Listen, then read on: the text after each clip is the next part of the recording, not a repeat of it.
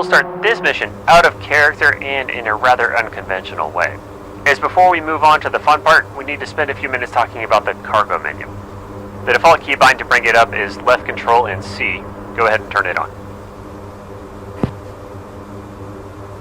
As it opens up, you can see a detailed checklist for different stages of flight.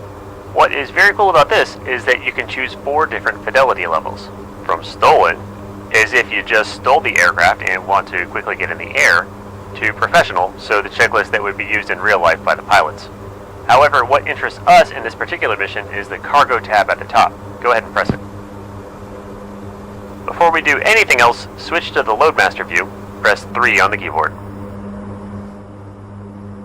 In the cargo menu, you can see the schematics of the aircraft. You can set the rollers on or off, as well as define the lighting in the cargo compartment.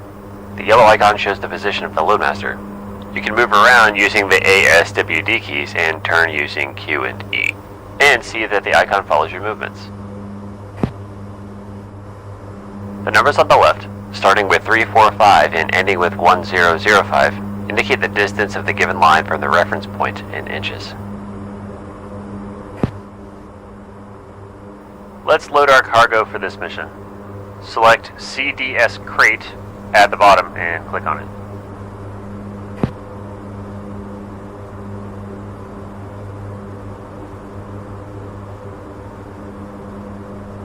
The blue outline automatically moved to the cargo space, and a blue 01 crate has shown on the right side. Here you can choose the parachute type, assign it to a specific CARP program, and adjust the timer for the parachute to open after the drop, which would normally be used for a higher altitude drops to minimize drift on descent. Move the cargo to the end of the aircraft so that its bottom part is in the middle and aligned with position 1005. It may take some time dragging with the mouse to achieve it. Also, use the menu on the right to assign CARP number 1 to it. Press spacebar when you've done this. Now add a second crate and move it towards the end, so that its bottom touches the first cargo you loaded around the position 945 and assign CARP number 1 to it. Add a third crate. Place it above the previous one with the lines touching around the position 885. Assign it to CARP number 1 as well. And finally, put a fourth crate and set CARP to 1.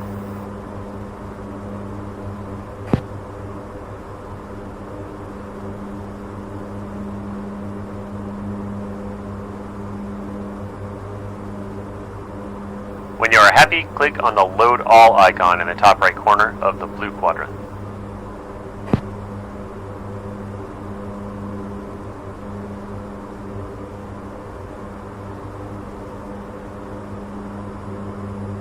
Good. Turn off the menu by pressing Ctrl-C and jump back into the cockpit by pressing 1 on the keyboard, and we'll return to our flight.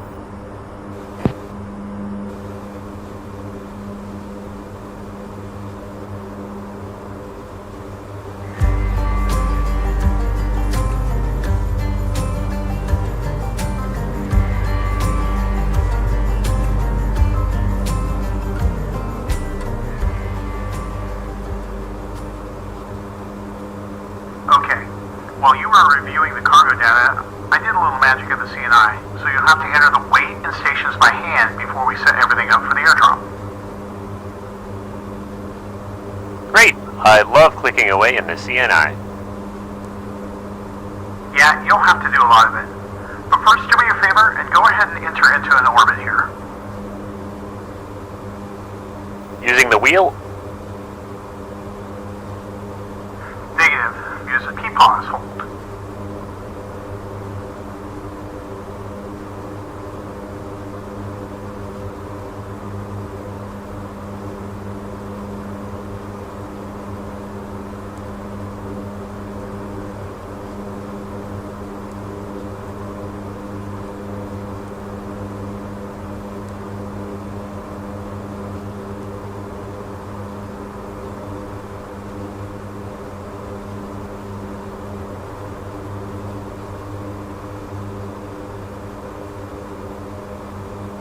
Alright, ready.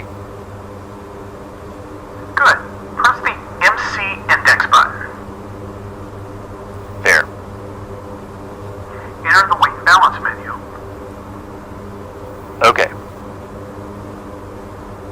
Here you can enter and change the weight of fuel, payload, crew members, or bags and other equipment. You can also check the weight at takeoff and landing, the latter not counting cargo that would be airdropped and fuel that would be burned. Cool, you can also enter the weight of guns and Yo Mama next to LSK-6? Yeah, you bet. But seriously, ARM is the measurement of how far the load is in inches from an imaginary reference point, which is 30 inches in front of the nose of our aircraft. Don't ask me why it's that. It's just what it is. I see. This info is then used by the aircraft to compute the center of gravity, or MAC, which is in the bottom right of the display. MOM, is the older way of counting the same thing, so just stick to ARM. Okay, let's move on. Sure. Good. Enter the operating weight menu for me. In operating weight. Crew weight is 1,200? Man, you're fat. You can't go below 1,000 here, and with 2 to 3 people in the back, you can easily get to that number. By default, we use 200 pounds per crew member, though it doesn't really matter in the grand scheme of things. Okay, go back to the main page. There. Let's enter our payload. Press LSK-4. Ready to roll. This part's very simple. You enter the weight in pounds for each item, followed by a slash if it's a normal cargo, or 2 slashes if it's airdropped cargo. Then after the slash, you enter the ARM value. Sounds easy. Let's start with the first one. Type 882//1005 and confirm with LSK-1. Added. The slash is an inverted video. Yeah, that means it's cargo that's going to be airdropped. Add the same bundles, so weighing 882 pounds each, with their ARM values, which can be found in the keyboard.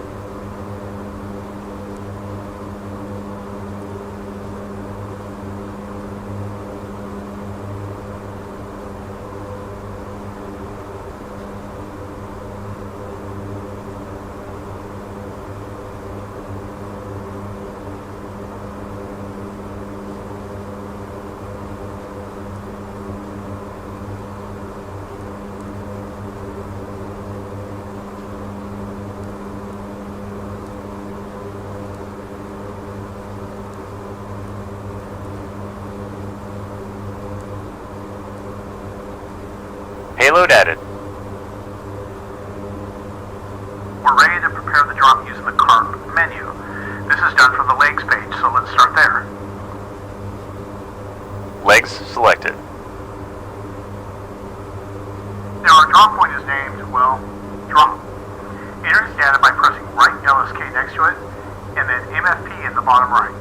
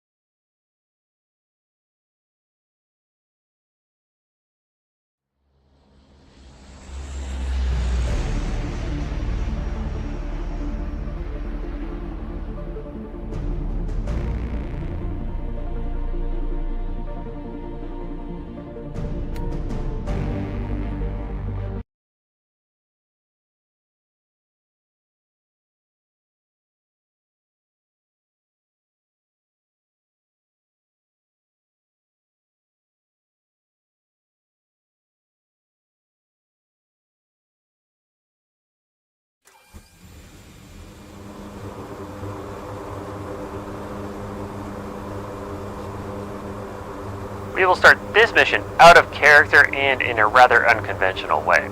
As before we move on to the fun part, we need to spend a few minutes talking about the cargo menu.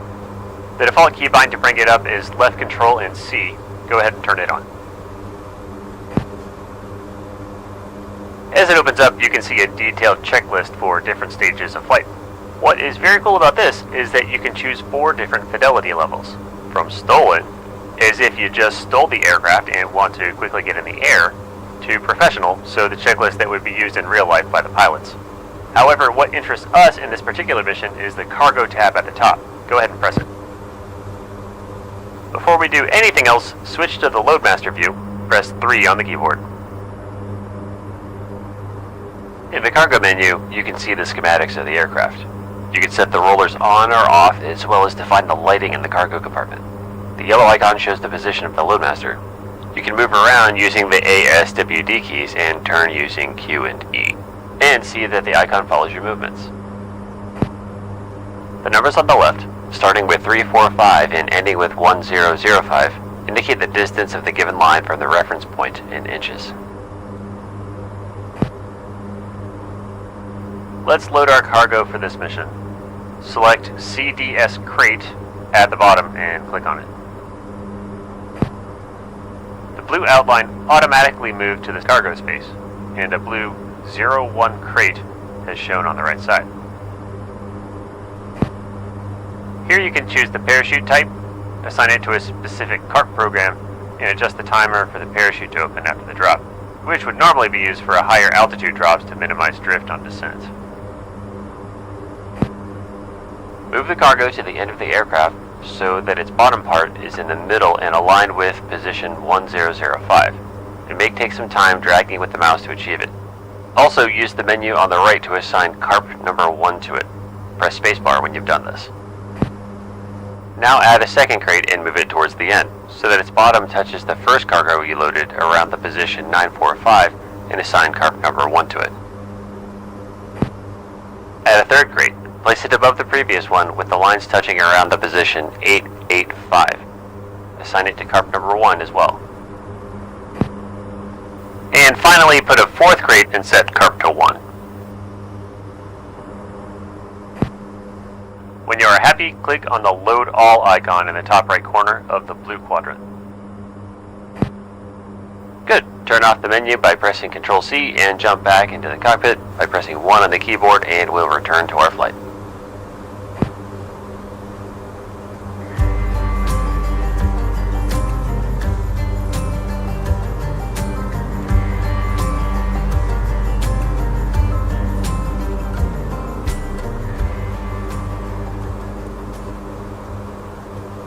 Okay, while you were reviewing the cargo data, I did a little magic of the CNI, so you'll have to enter the weight and stations by hand before we set everything up for the airdrop. Great!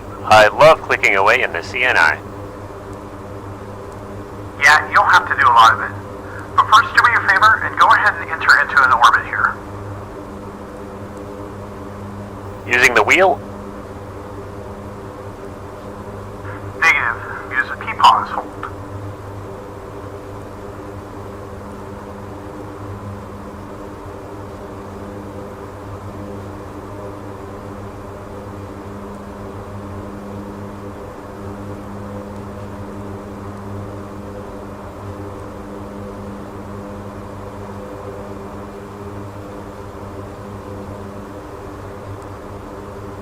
Alright, ready. Good. Press the MC index button. There. Enter the weight and balance menu. Okay. Here you can enter and change the weight of fuel, payload, crew members, or bags and other equipment. You can also check the weight of takeoff and landing, the latter not counting cargo that would be airdropped and fuel that would be burned. Cool, you can also enter the weight of guns and Yo Mama next to LSK-6. Yeah, you bet. But seriously, ARM is the measurement of how far the load is in inches from an imaginary reference point, which is 30 inches in front of the nose of our aircraft. Don't ask me why it's that. It's just what it is. I see. This info is then used by the aircraft to compute the center of gravity, or MAC, which is in the bottom right of the display. MOM, is the older way of counting the same thing, so just stick to ARM. Okay, let's move on. Sure. Good. Enter the operating weight menu for me. In operating weight. Crew weight is 1,200? Man, you're fat. You can't go below 1,000 here, and with 2 to 3 people in the back, you can easily get to that number. By default, we use 200 pounds per crew member, though it doesn't really matter in the grand scheme of things. Okay, go back to the main page. There.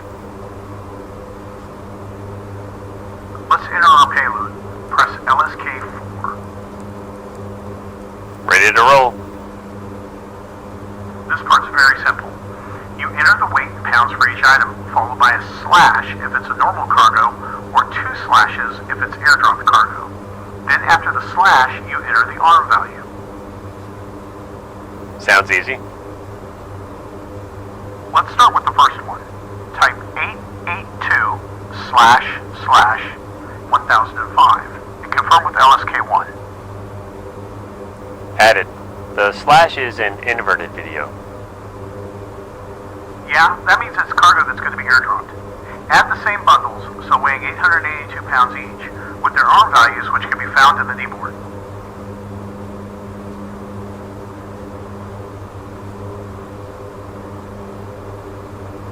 Payload added. We're ready to prepare the drop using the CARP menu. This is done from the legs page, so let's start there.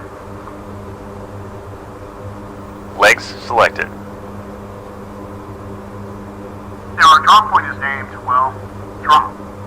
Enter its data by pressing right LSK next to it, and then MFP in the bottom right. I am on the missions page now. Select CARP1 and INT.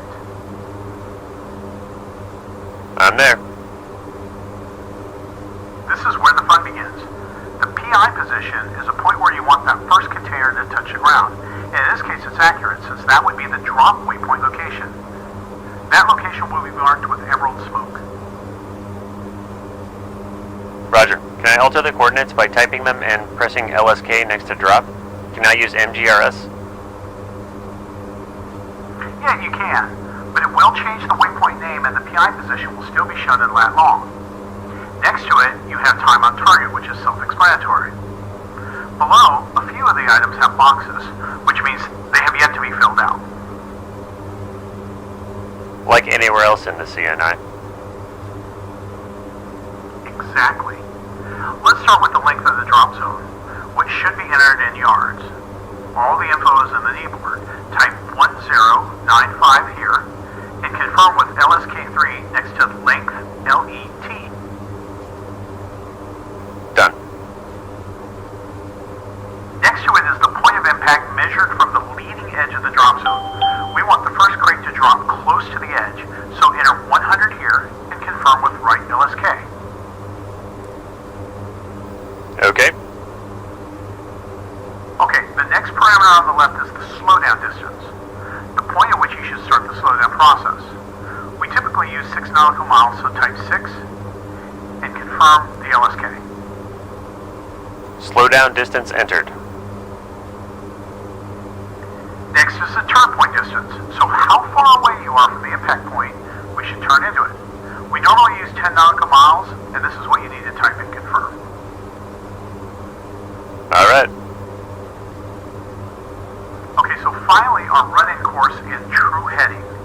The kneeboard says 162 true, so type 162T and acknowledge. Okay, it automatically added the magnetic heading as well. DZ escape is the drop zone escape distance. Let's leave it at a half mile, which is the default setting.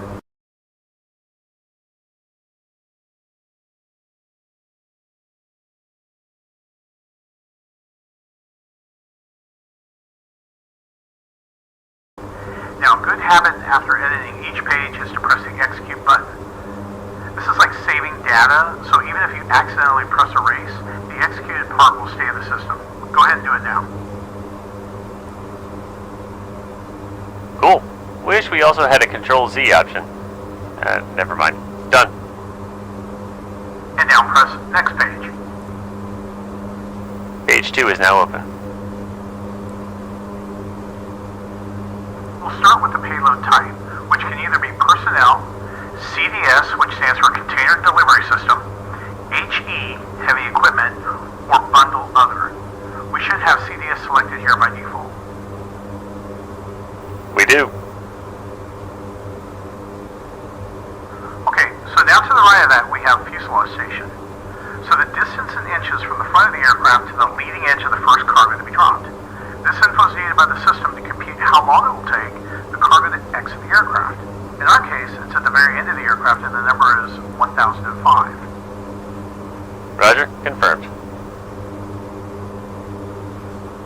Back to the left side. Number of stages determines if we're going to be doing a single stage, low level drop, or a two-stage higher altitude one. Let's leave it on one, as we'll be dropping from low altitude. Okay. Release system can either be extraction chute or tow, cargo release system, CRS, or not applicable, selected for personnel. Again, we'll leave it at the current selection, CRS. Gotcha. Chute type and number. Enter the chute list on the right. Press left LSK1 to copy the chute type to the scratch pad. Then return to the previous menu and enter it using left LSK3.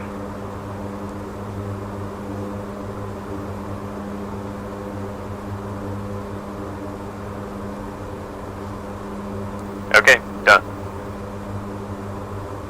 Now on to element weight and quantity.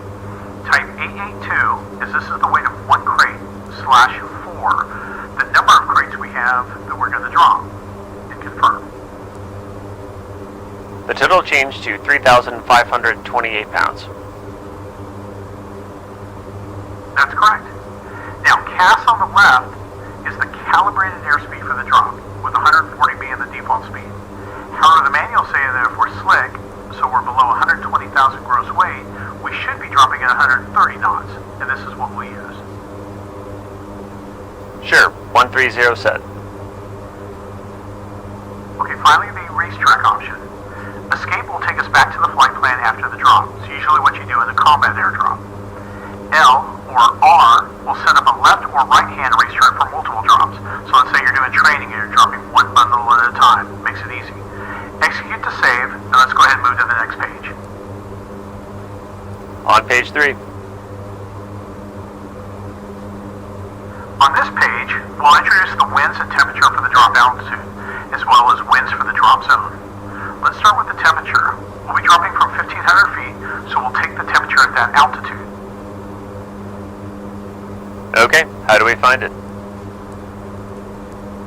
If it's not briefed and given to you during mission planning, the best way is to use the average lapse rate.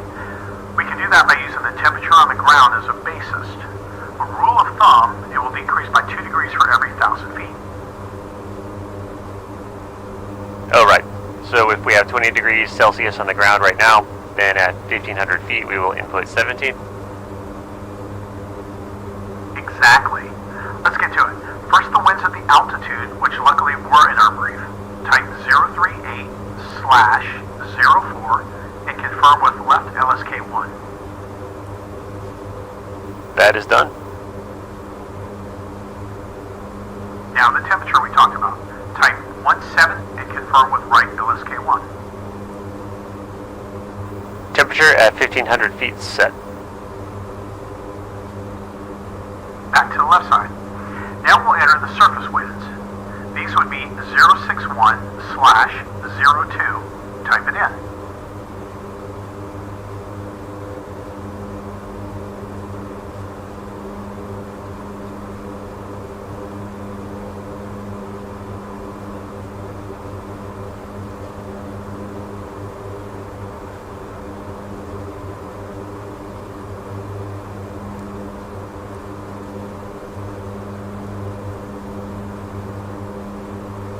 Okay, and the surface temperature of 20 degrees Celsius on the right? Correct.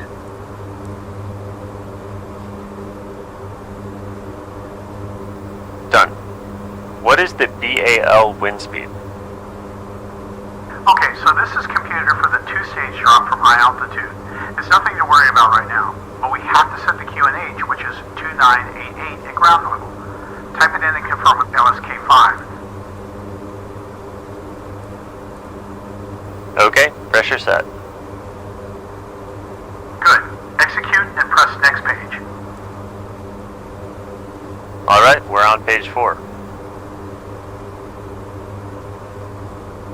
Here, we'll input altitude and elevation data, including the point of impact MSL altitude and highest obstructions in the area. Okay, The PI elevation is correct, so we'll leave it as it is. Obstruction elevation is the elevation above mean sea level of the obstruction that minimum clearance must be maintained. Drop zone elevation is the highest point of the drop zone measured in feet, like hills. We usually enter whichever is higher. In this case, as you can see in the kneeboard, this would be the trees adjacent to the runway, so we'll enter 68 feet. that is a pretty tall tree. Remember, you're using MSL, not AGL. So you have to add the height of the tree and the PI elevation, hence the 68. Type it in and confirm with the right LSK4. Alright, the box has disappeared from the obstruction elevation, and drop altitude changed to 568 feet. Correct. The drop altitude will be computed by adding the required clearance height on the left to the DZ or obstruction elevation. But we can also set it manually using a more comfortable value. Go ahead and set it to 1,500 feet. Confirm with right LSK1. 1,500 feet set. Alright, now have a look at the digital map.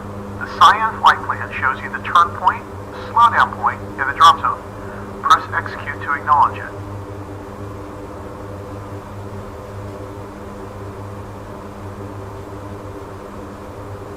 Done.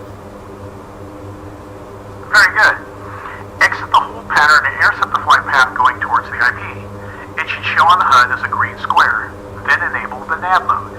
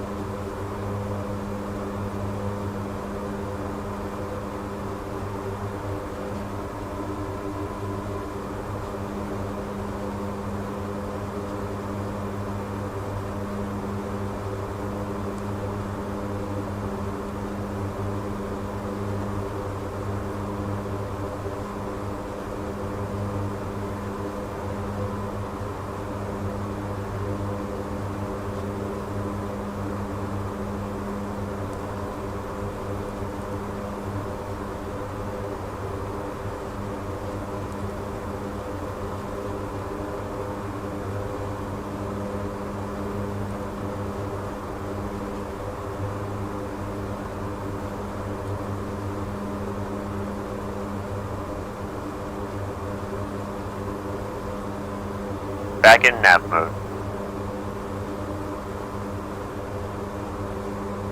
Good. Okay, so normally we would be dropping in manual mode. We want to have control over when we do that drop. But since this is the first time we're doing it, we'll use autopilot all the way. Later on, once you get the hang of it, you can practice manual drops, okay? Sure.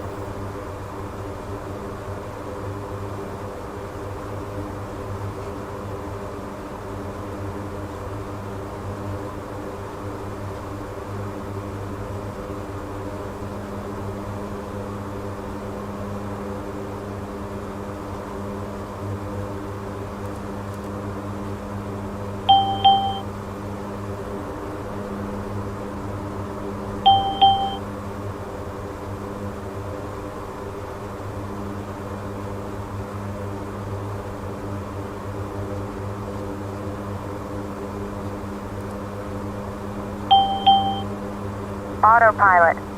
Autopilot. Autopilot. Autopilot.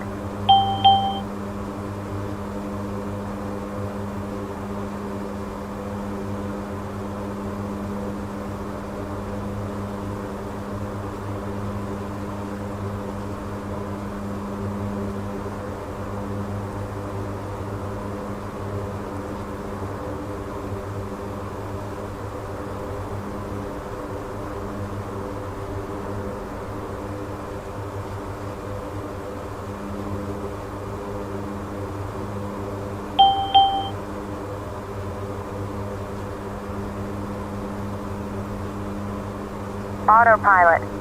Autopilot.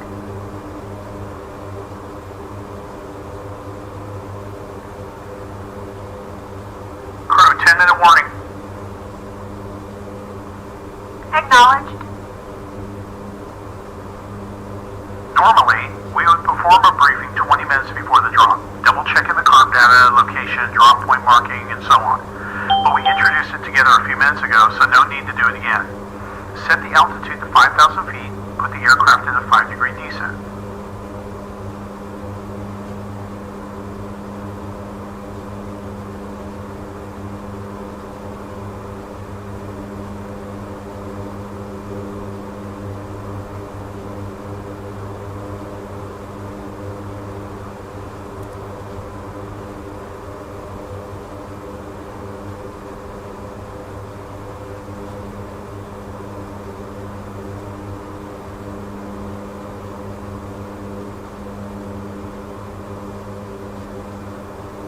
Descending. Set the aux pump to on. This is required to open the ramp.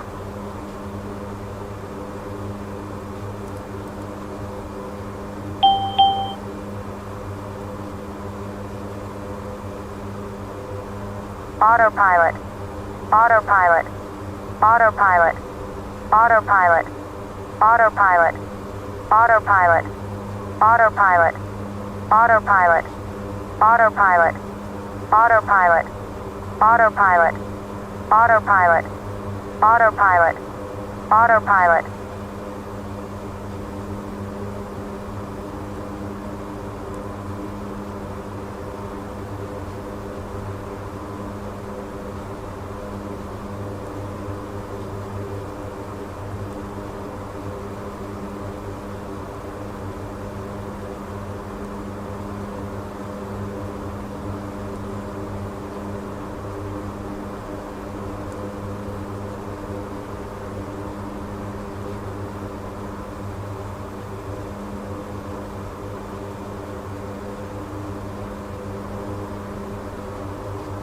Aux pump is on. Make sure the computer drop switch is in manual. It is in man. Red light. Red light on. Depressurize the cabin. Set the knob to no press.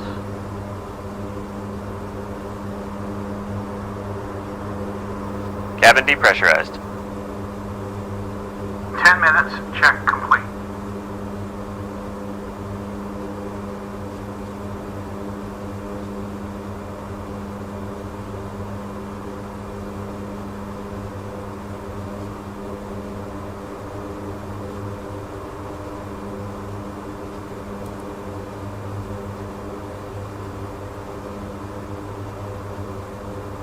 Okay, a quick recap of what will happen next. After we turn at the IP, you'll set the altimeter to 1,500 feet. Set the airspeed to 180 and descend. You'll want to arrive at the turn point at that altitude and airspeed. At the slowdown point, you'll set flaps to 50% and start slowing down to 130 knots. Okay? 1,000 to go. Easy gig.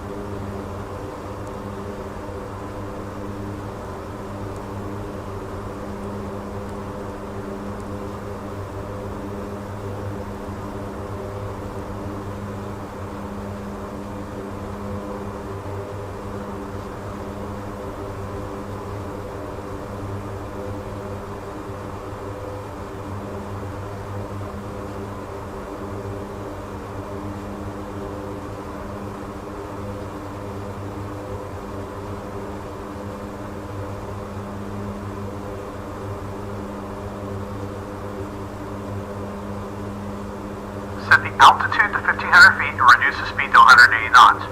Make sure to keep the auto throttle and nav on after the turn and put us in a shallow dive using the pitch sink.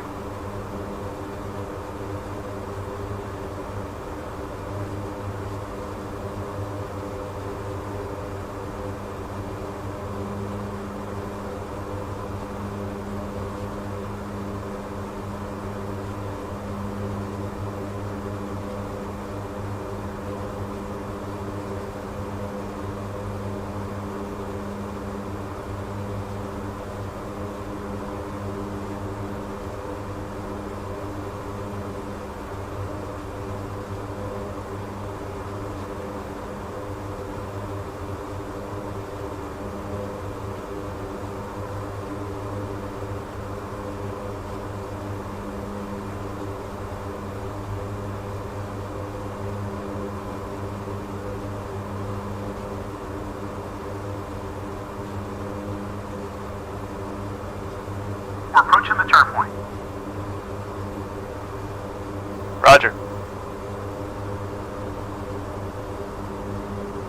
The cues on the HUD are similar to the ones you may know from, say, DCS, as CCRP for dropping bombs.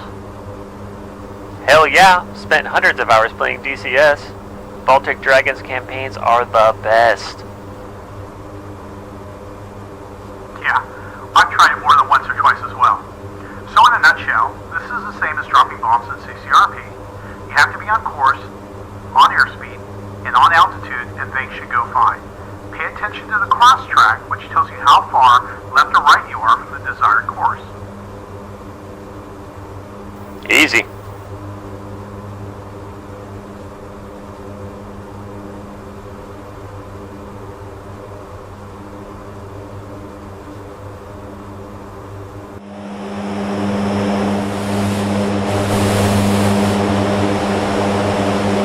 To go.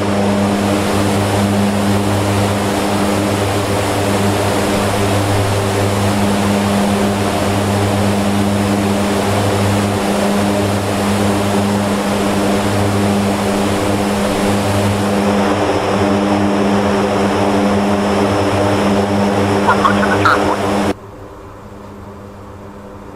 Roger.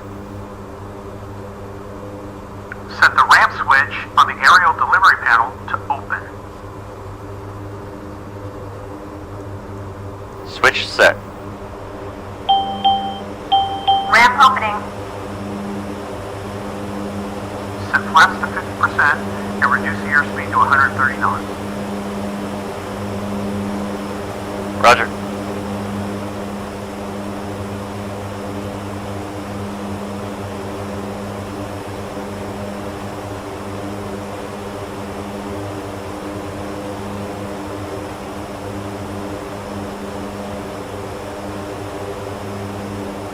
Flaps set, and we are slowing down.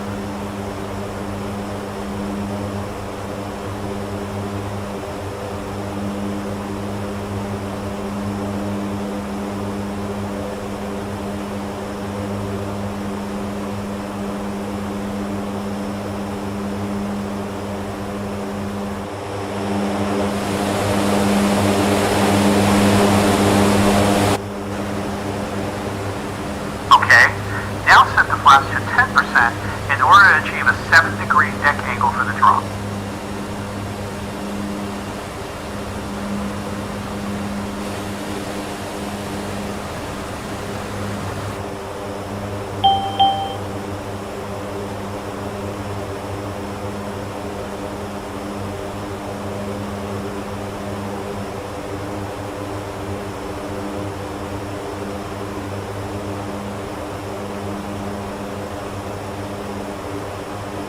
Seven degrees FPA. Press the caution button. It needs to be enabled for the cargo to be dropped into auto mode. Caution button is on. The cargo will be automatically released when we're in the drop zone. You can also press the jump button at any point to do it, but we won't touch it today. Okay. Slowdown checks complete. Monitor the HUD prompts and make sure you stay within the parameters. If you see blinking, look up alert on the HUD. It means you're outside the parameters and it will drop. Keep on airspeed, altitude, and alignment. Roger that.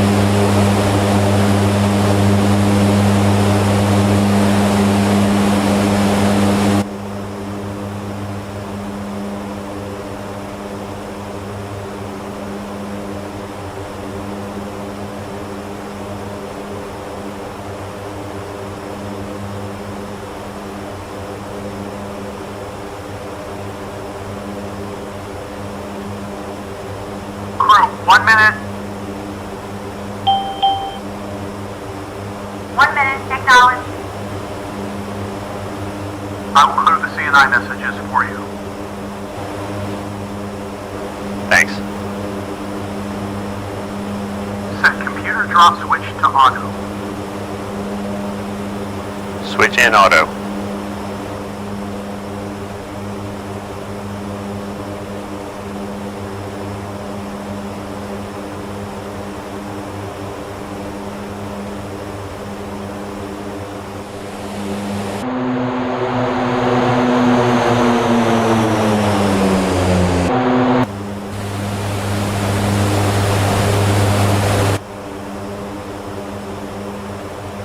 Seconds. 5 seconds. Green light.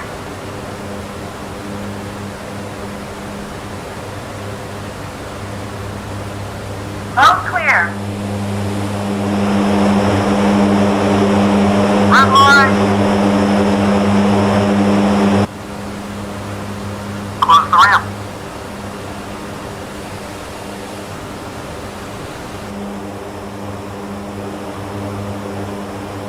Ramp closing.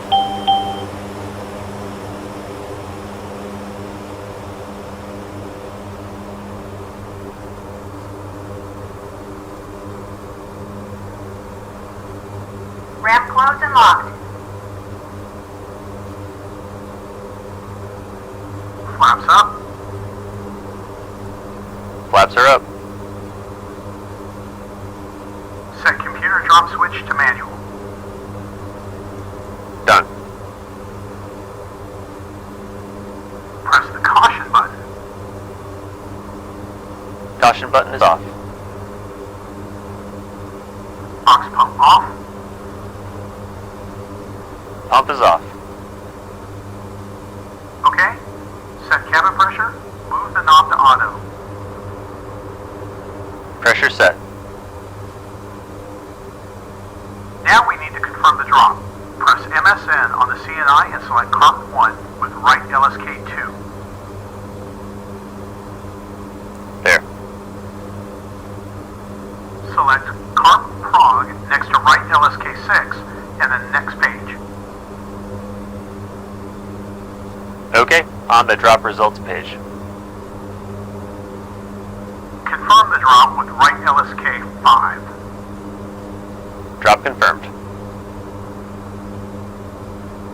Okay, drop check's complete. You may turn around and check where the crates went.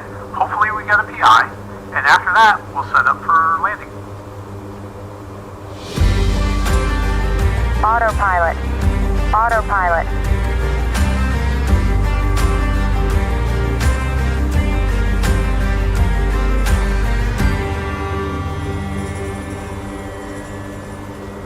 Throttle. Throttle.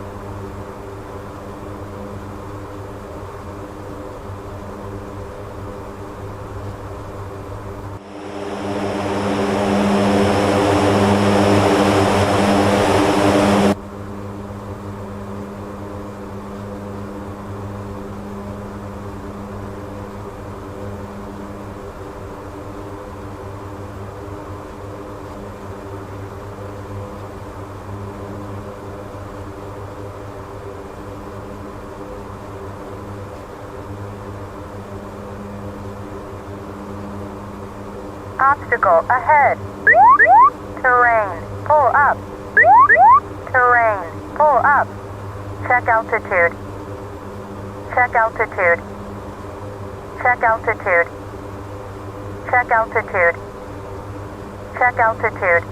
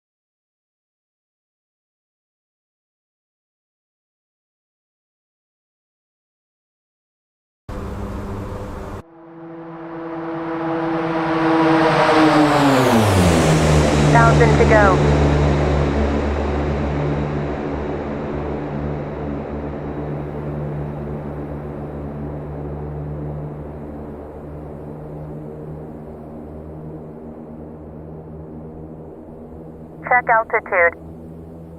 Check altitude. Stall. Stall. Stall. Stall. Check altitude. Check altitude. Check altitude.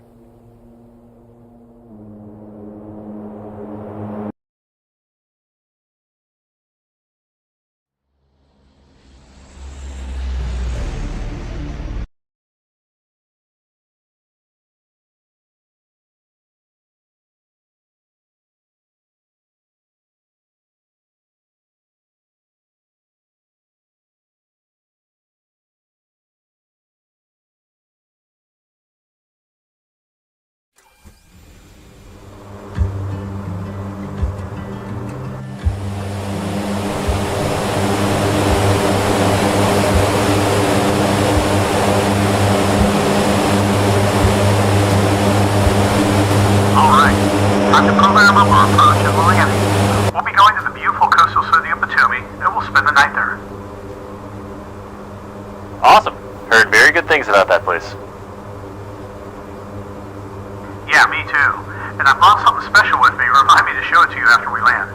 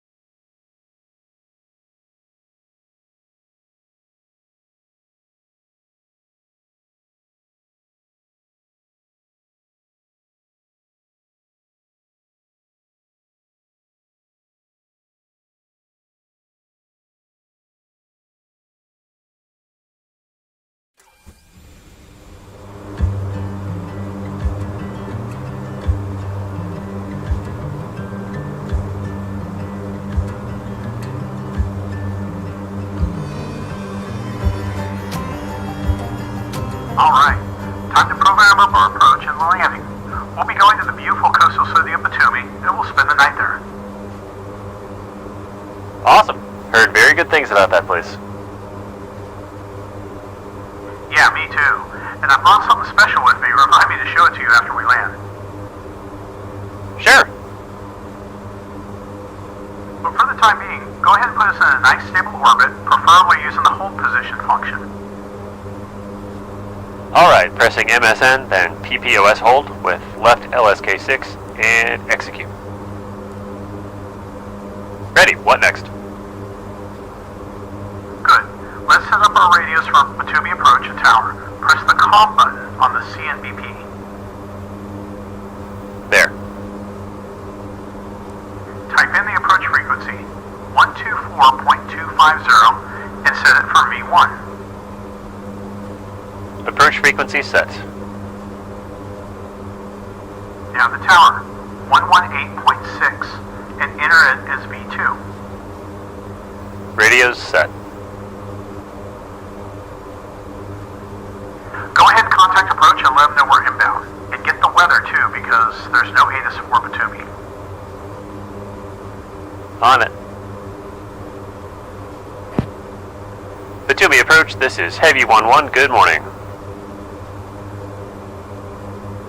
Heavy 1-1, this is Batumi approach. Good morning. Batumi approach, this is Heavy 1-1, 30 miles northeast of Batumi at 6,000 feet, inbound for landing. Request ILS approach. Heavy 1-1, Batumi approach. Radar contact. Be advised, the ILS is currently down for maintenance. You are cleared for visual approach runway 13 via Nedek to Bravo. Weather at Batumi. Wind calm. Visibility 10. Sailing 9,000. Broken. Altimeter 1012. Cleared visual approach for runway 13 via Nedek to Bravo, Heavy 1-1. So, visual approach? Yeah, looks like it, but not to worry. We'll go ahead and prepare for landing. We'll now update our flight plan to include Batumi and the approach that we're going to fly. For that, enter the legs page and select Route 1. Seeing active route. You can see the destination field next to the right LSK-1. Go ahead and type the ICAO code for Batumi. It's Uniform Golf Sierra Bravo, and confirm. Batumi added to the route. Actually, it isn't yet. Not before you select the runway to land, which is done at the departure arrival page. Select it with the left LSK-5. Okay, on departure arrival index. Here, Batumi says our destination is the second line. Press the LSK next to second arrival. Okay, I have 2 runways to choose from. Select runway 13. There are 5 different stars to choose from here. I mean, standard terminal arrivals. Exactly. And the best one for us given our position will be the Netty 2 Bravo. So select that one. Done? Now, have a look at the digital map.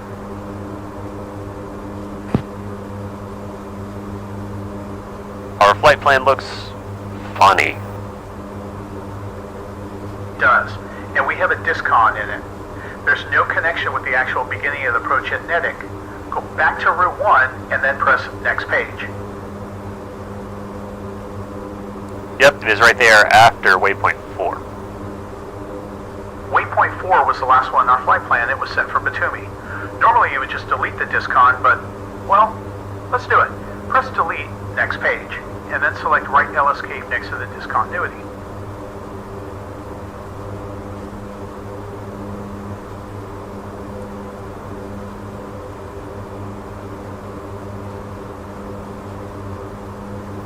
The flight plan still looks funny.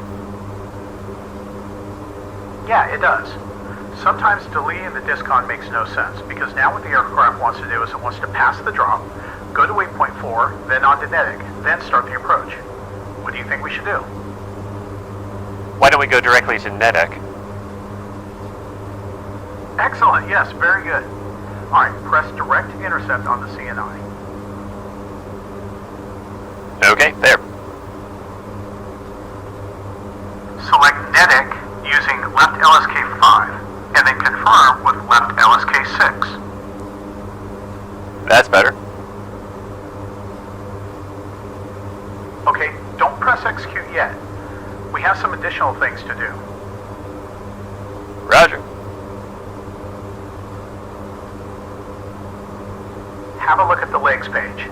The Netty 2 Bravo approach has altitude and speed for its waypoints. Nedic is at 7,000, so set that altitude accordingly and use the pitch seek switch to put us in a 4-degree climb.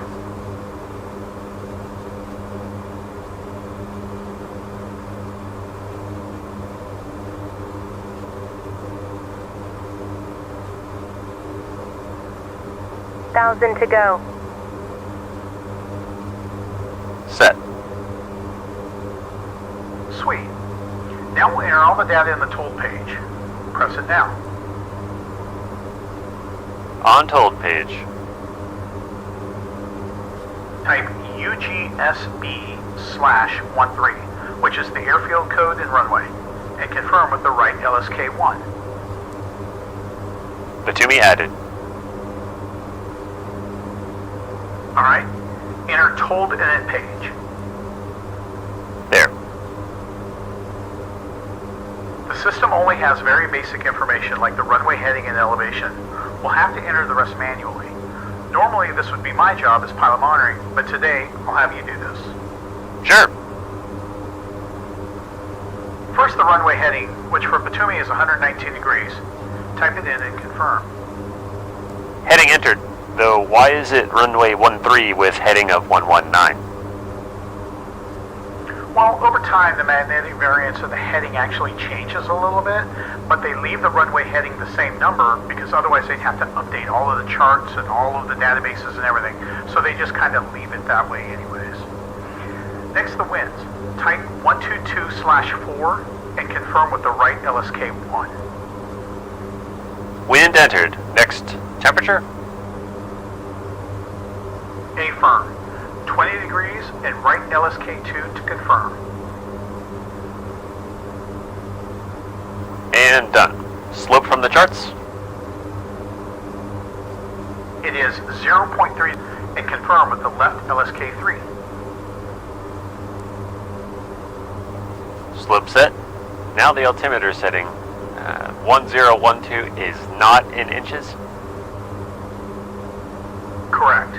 Georgia uses millibars, but luckily the CNI is smart enough to recognize this and will automatically switch the system. Type 1012 and confirm with the right LSK-3 and watch. Look at the big brain on the CNI. Lo and behold, it is 1012 millibars. Elevation's already there, and so is our gross weight. Then RCR and RC, which stands for runway condition reading and runway surface condition. 23 indicates a dry runway, while 0 means a super slippery surface with ice. The surface conditions used when contaminants on the runway exceed 0.1 inches, which would have the value of 10. Since there are none, we will leave 23/0.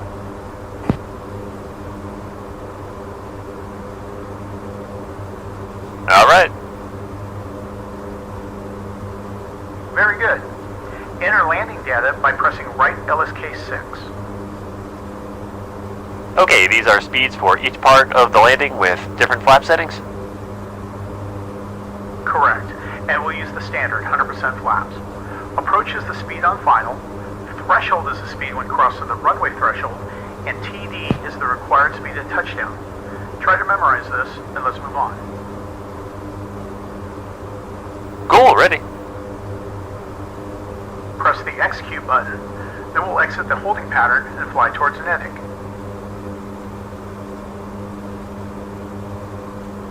On our way to Nedic.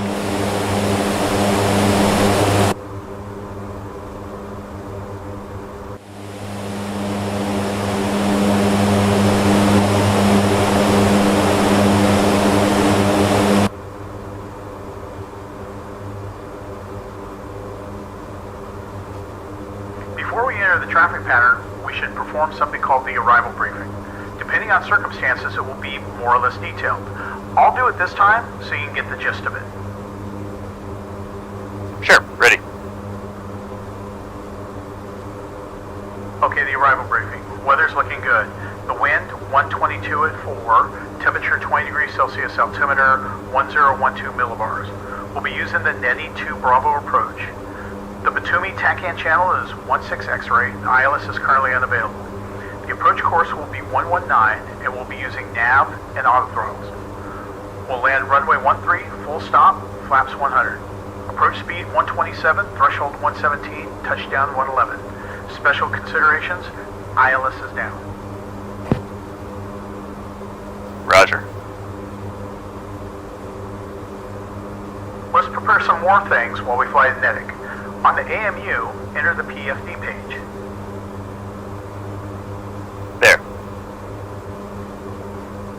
Since Batumi gave us the pressure in millibars, change the system by switching from IN to MB. Neat. Done. And now bring the PFD up on H81 and return to main menu. Alright. Now set the runway heading of 119 using the knob, and we'll need that later on. The heading is displayed on the PFD.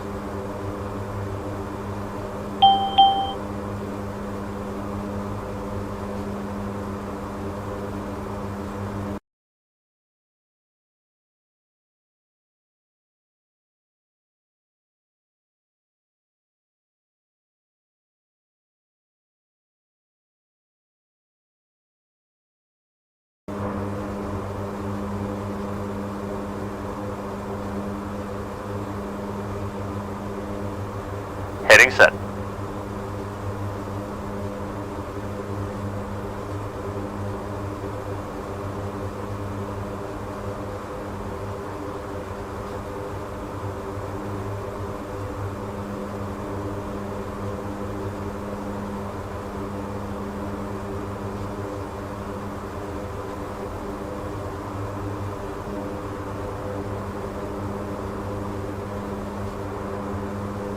Okay, we're passing Nedic. Set the altitude for Akaki to 3,500 and enter a 5-degree descent using the pitch sync on the yoke. Also, change the speed to 220 knots.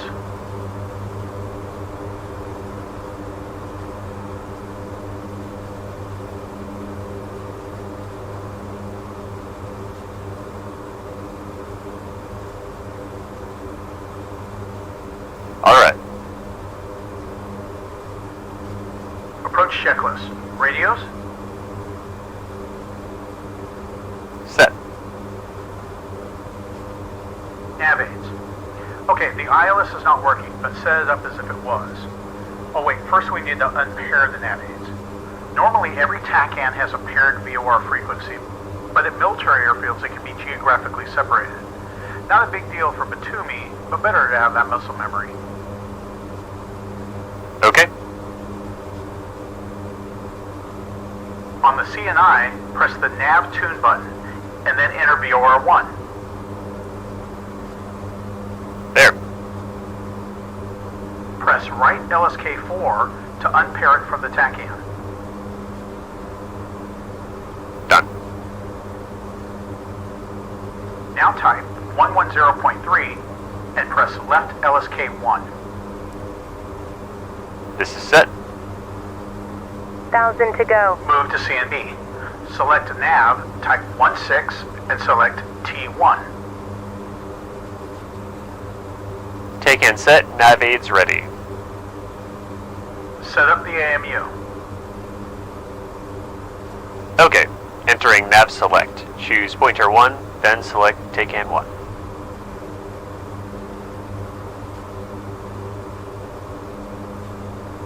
Now ILS, select pointer 2, and set VOR 1 for it. Done. Okay, we've already set up the toll page just now, so it's reviewed. Check the exterior lights, navigation bright and steady, both strobe lights white. Lights set. Approach checklist complete.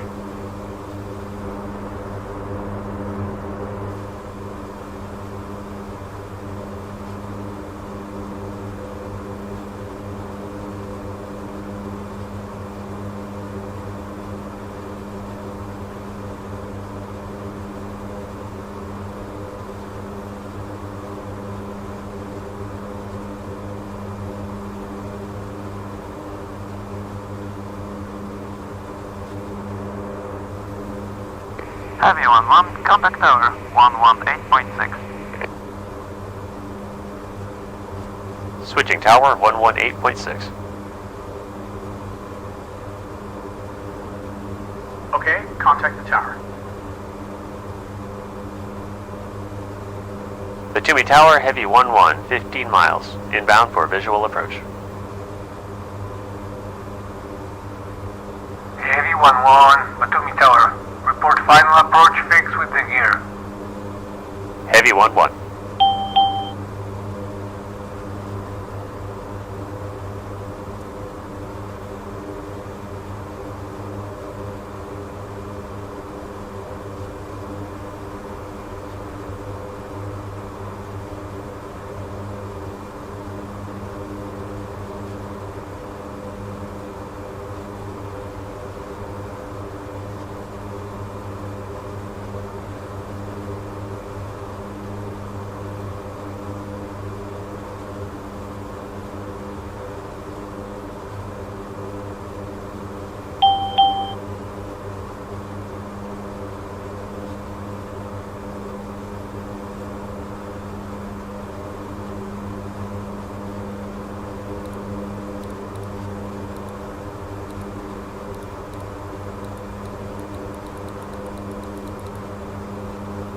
Passing Akaki and turning towards final. Before landing checklist.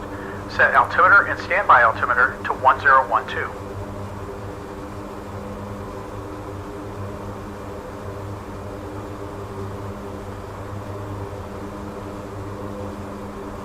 Pilot and standby altimeter set 1012.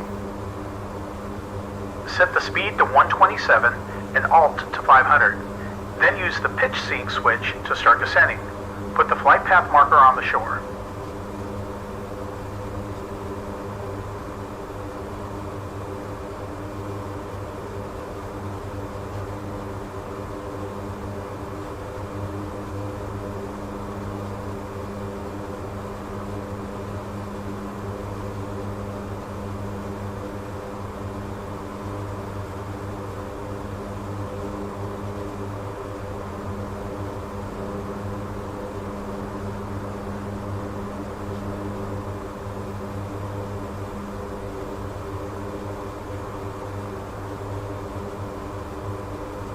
Okay, done. Round out, set to 250 feet. Knob to rad out, set 250 feet with the knob. Rad out set. Switch the autopilot to heading mode.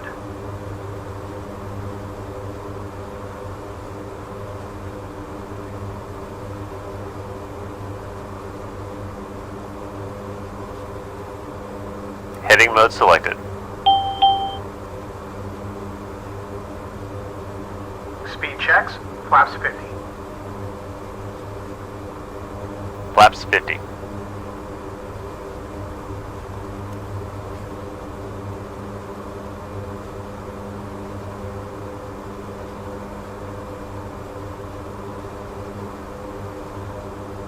Thousand to go.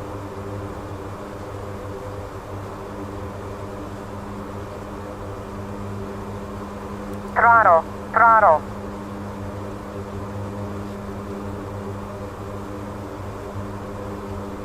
Autopilot, autopilot.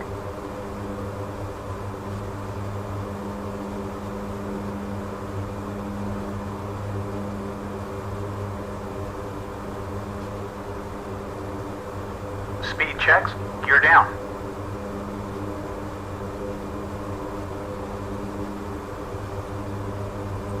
Gear down. Speed checks, flaps 100.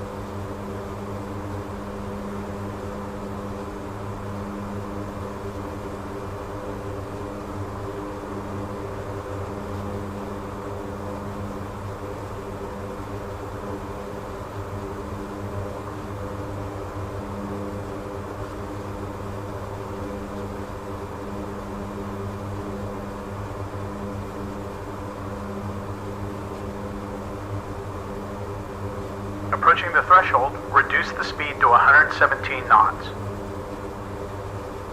117, roger.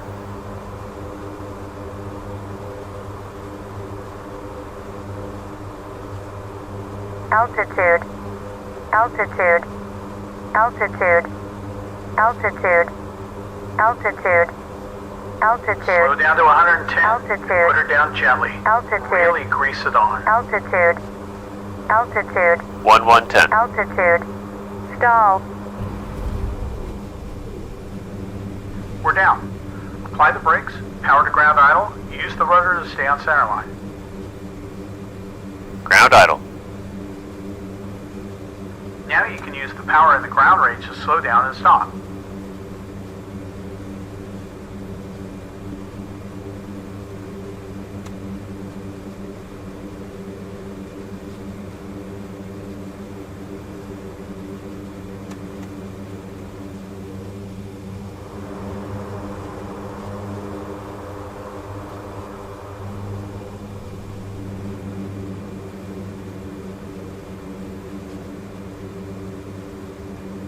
Okay, we have stopped. Heavy 1-1. Left off at Trim. Bravo. Taxi to Trim. parking by Bravo. Left at Bravo to parking. Have a good day.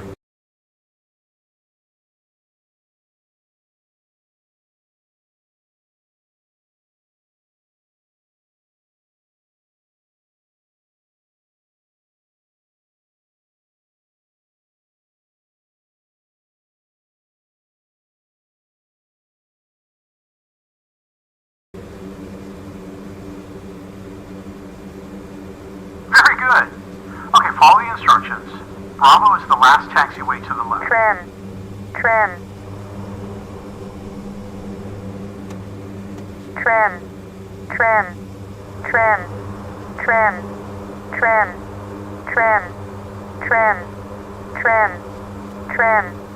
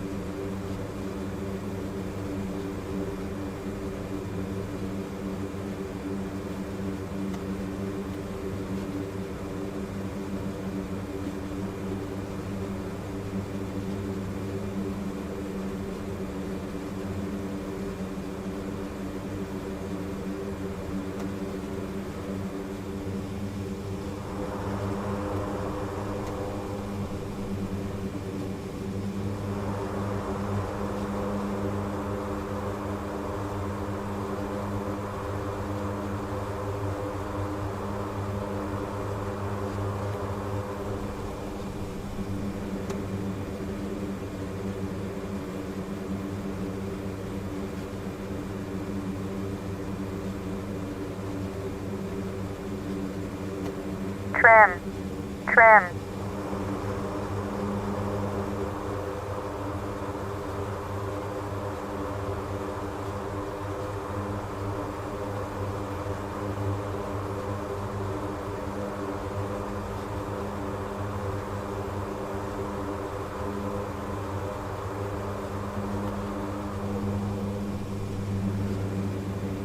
Okay, turn here and put us in the middle of the red octagon next to the van and the truck.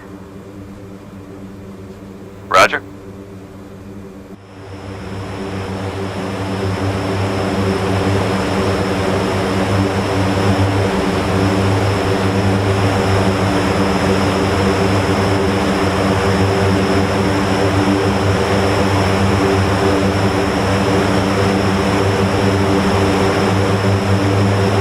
Trim, trim.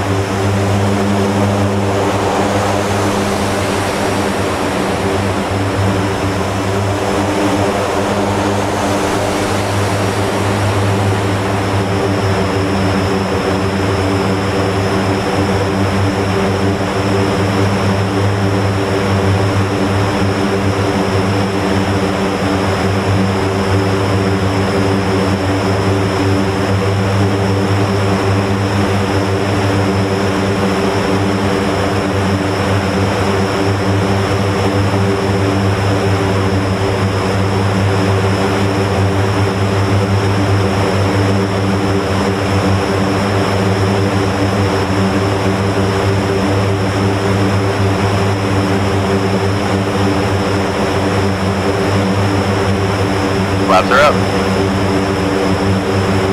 Set park brake.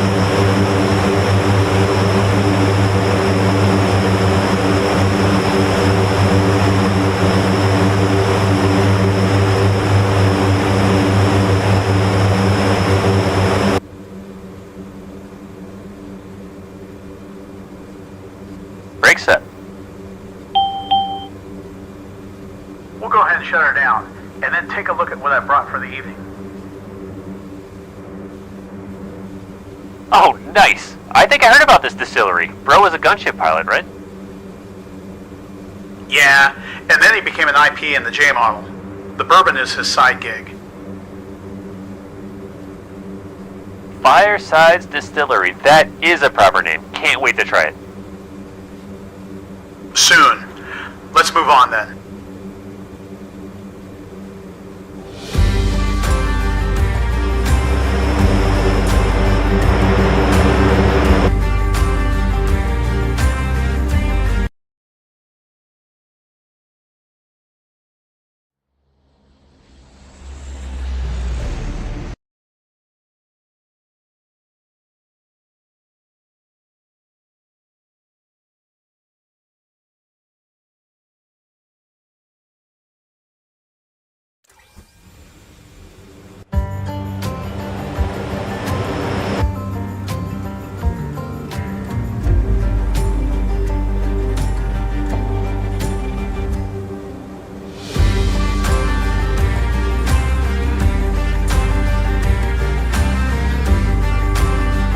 Alright, let's shut her down, debrief, and then try some of that bourbon. How about that? Absolutely. Firesides Distillery. Can't wait. Okay, first, we'll need to fire up the APU as we'll be shutting down the engines, but don't want to lose the power. Bring the APU down to start. Done. Waiting for it to start spinning.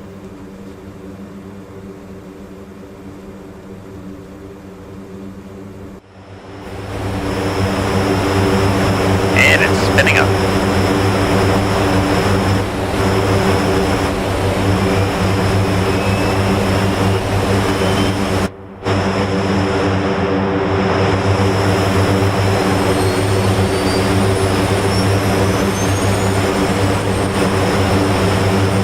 Alright,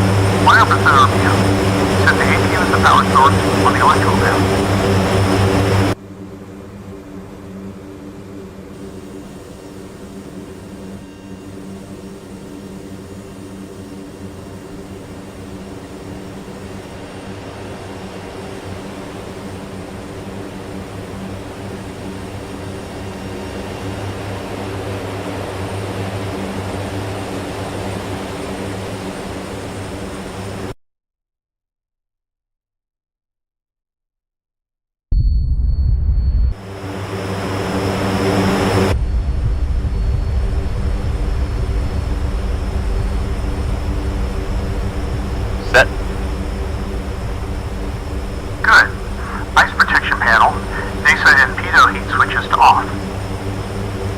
They are off. Okay. The rest of the ice protection panel looks good. Go ahead and move to the exterior lights. Turn off all the landing lights.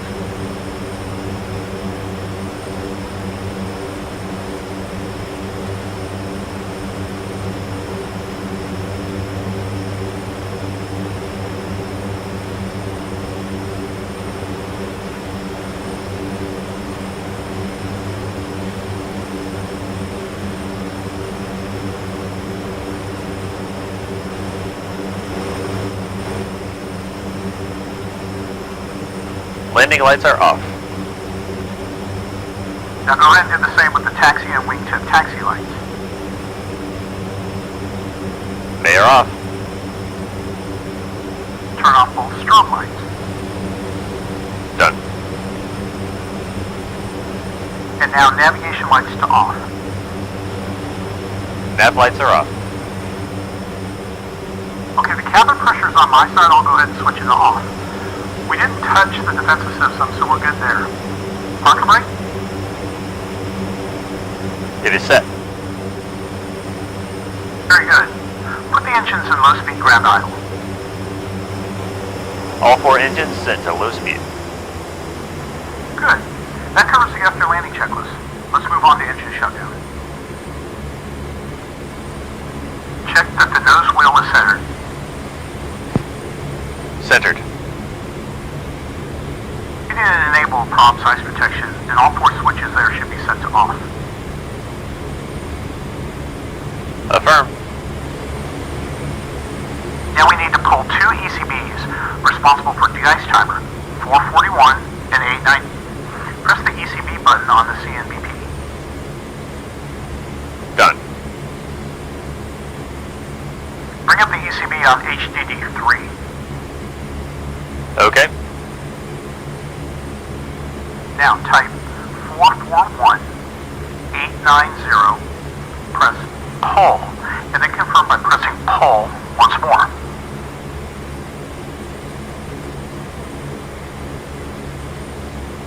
Okay, got yellow advisories on ice protection on HDD3.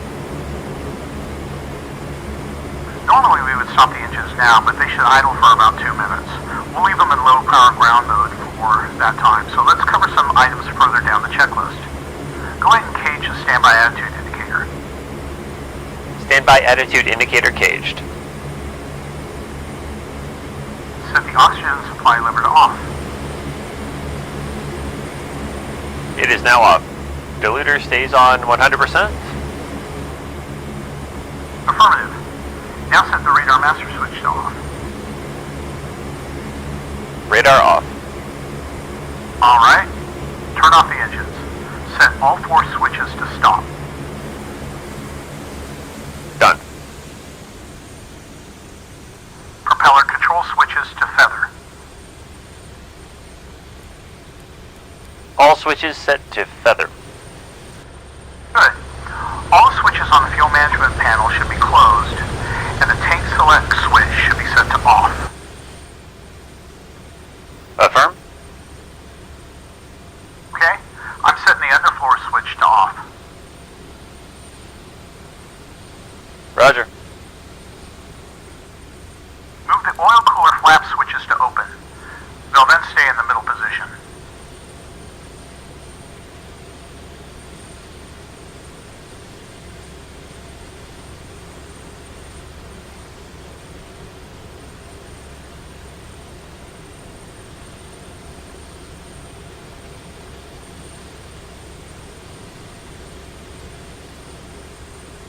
Oil cooler flap switches open. Fixed. Alright, exits clear. Insert chocks.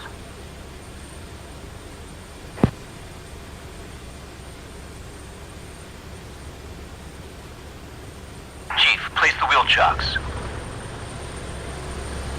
Copy. Wheel chocks are now in place.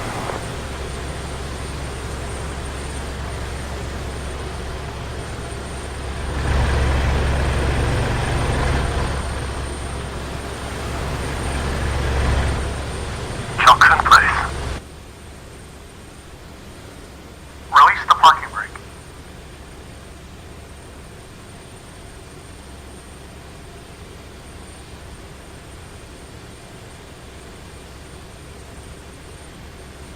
Parking brake released. Suction boost pumps are off. Disable the aux pump. Check that the emergency brake select switch is lit up. Aux pump is off. Affirm on emergency brake. Good. Now we have to pull the propeller auxiliary pump ECBs. Four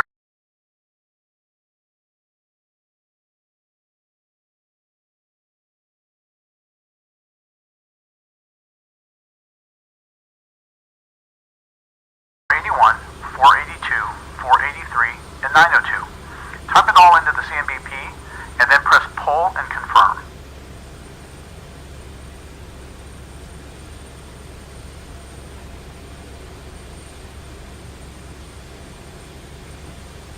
ECBs pulled.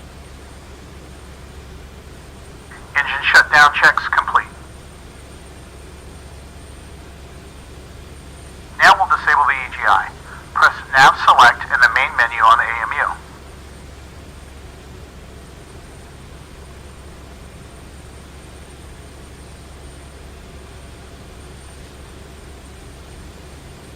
There. Select EGI power.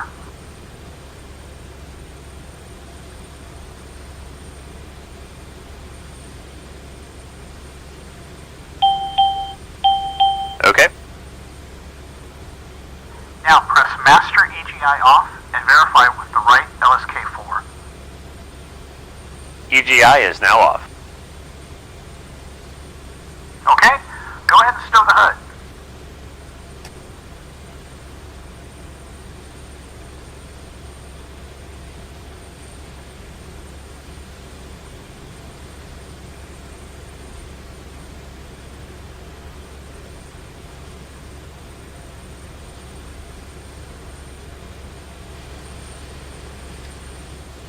Done. What is next?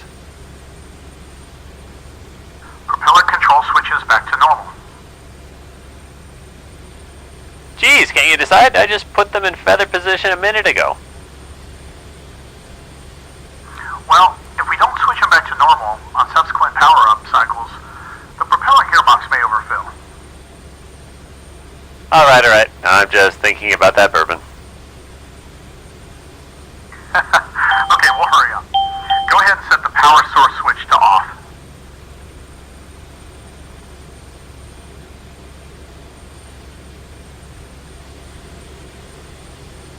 It is off. And stop the APU. Done. The exterior lights are off, so the last step is to turn off the battery. Battery is off.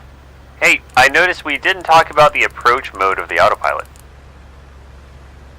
Yeah, that's because the ILS here in Batumi isn't working. We'll cover that some other time. Anything else before we go? Nah, I'm good. Looking forward to flying together in more interesting places than the Caucasus. Yeah, you bet. Good job today.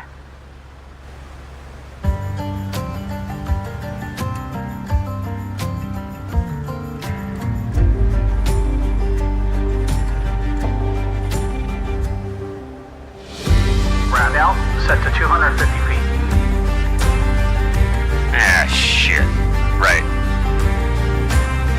Ramp closed and locked.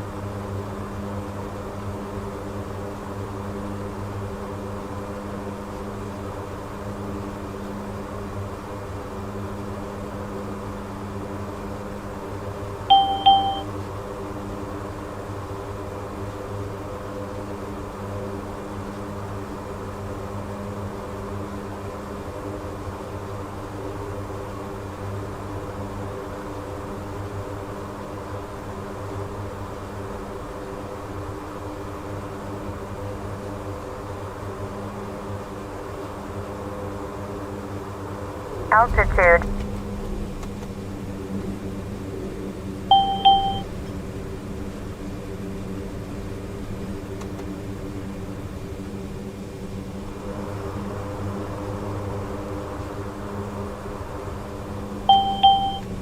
Flaps.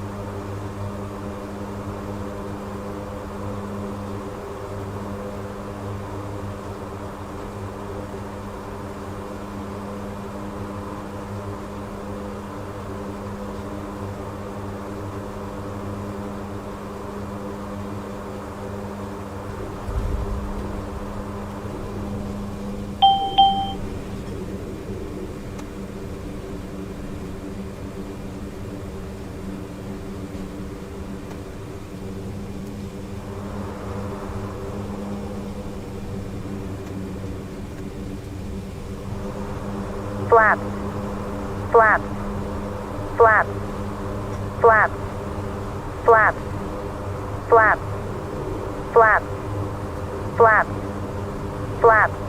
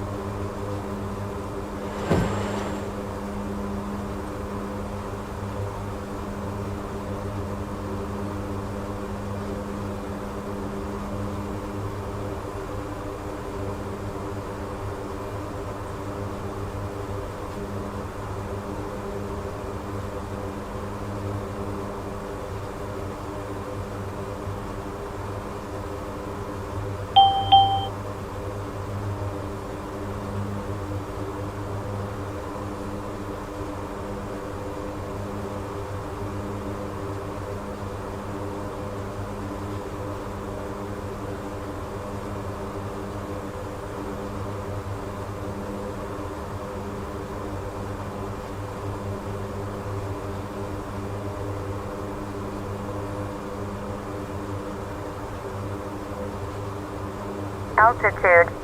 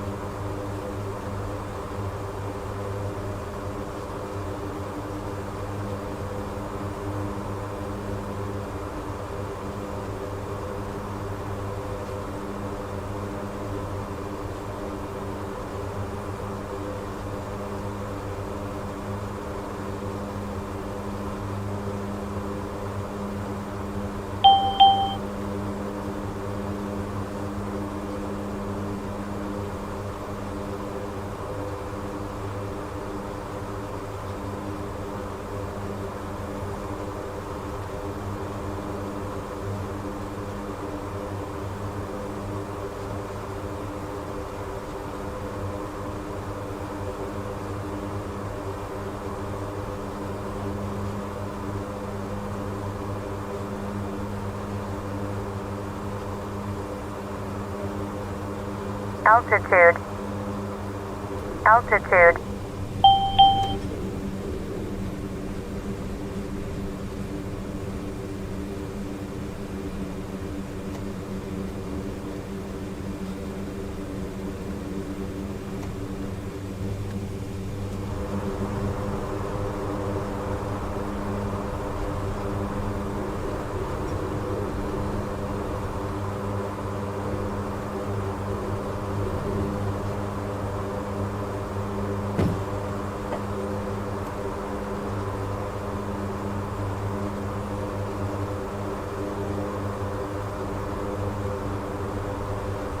Don't sink.